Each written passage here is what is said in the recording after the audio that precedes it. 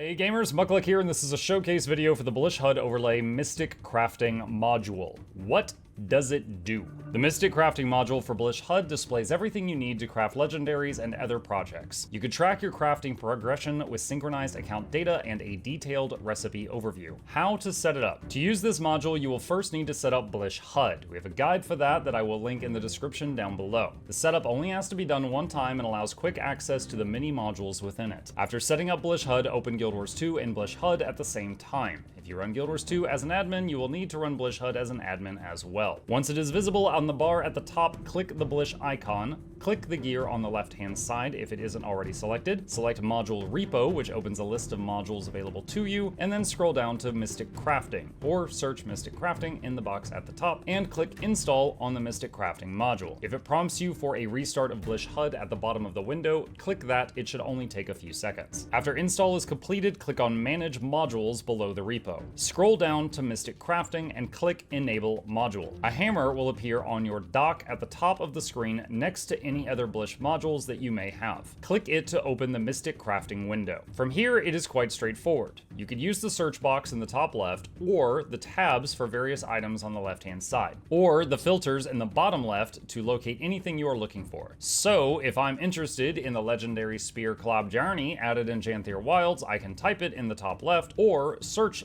for weapons under the spears category while selecting only the legendary filter to display it. Once you find a recipe that you like, I recommend hitting the little heart on the right-hand side to favorite it while working on it. Click the recipe to expand the crafting menu. Using your Guild Wars 2 API, which was covered in the main Blish HUD video mentioned earlier, it will display a crafting tree and show you what you already have or still need, as well as a total price to cover the items you are missing if you wish to buy the missing items from the trading post and finish your project immediately. Note, for currencies other than gold, you can hover over the icon to the right of the gold number to see those listed. Some items will have multiple icons next to them for how they can be acquired, such as a trading post icon to simply buy the item on the TP, such as a Gen 1 precursor like Tooth of Frostfang, a stack of coins icon if the item can be purchased from a vendor, one or more Mystic Forge icons if the item is obtained from Mystic Forge recipes. If there are multiple Mystic Forge icons, then there are multiple Mystic Forge methods of getting the item in question. For example, the Near Hrammer precursor spear for Klob Jarni gear can be made with Bearkin War Helm or the Bearkin War Helm Remnant. So there are two recipes for this item. And the hammer icon means it can be crafted by one or more professions. Few extra tips. In the bottom right of the window, it says GW2 API. If you mouse over this, you could see the last time the API was updated with your current items. So if you just obtained an item, it may not show yet in the crafting tree until the next update. You can also right-click here to force an update immediately should you require it. In the bottom left of this window, you could see the version number. You can also left-click on it to see the most recent patch notes should you wish to do so. If you need an item or currency more than once in the crafting tree, the amount of items you have is distributed among them. Hovering over an item in the crafting tree gives you the overview of how often this item occurs in the tree and how your items have been distributed. The little chain icon on top of the item icon also indicates that the item occurs more than once in the tree, so you can then expect that the number of items does not represent the total amount of items you have. You could right-click on nodes in the crafting tree for options such as opening the wiki and copying the item name. If you haven't learned the required recipe to craft an item, a little lock icon is displayed in the tab, and you will see the recipe sheet that's required to learn the recipe. Vendors that have a requirement, such as requiring to unlock a mastery before you could buy the item, have an exclamation mark that can be hovered over to see the requirement. Despite the name Mystic Crafting, the module supports more than just Mystic Forge related things. Others, such as the Astral Ward and Oneiro's Spun Armor, are good examples where you can get a full overview of what you need while you don't actually craft the armor because the pieces are bought from Lear. Answering some FAQ. What items are supported? All items that are acquired from either crafting, Mystic Forge, Trading Post, or vendors, achievements, and chests are on the roadmap at the time of this recording. Items acquired from other sources are not displayed in the overview. Why does the module show that I have less of an item than I actually have? There are multiple reasons why this could be the case. If you need an an item more than once in the crafting tree, your items are distributed amongst them. Hover over them to see a breakdown of how your items are distributed. There can be a bug in the Guild Wars 2 API that causes your last bank tab to not be available to the module.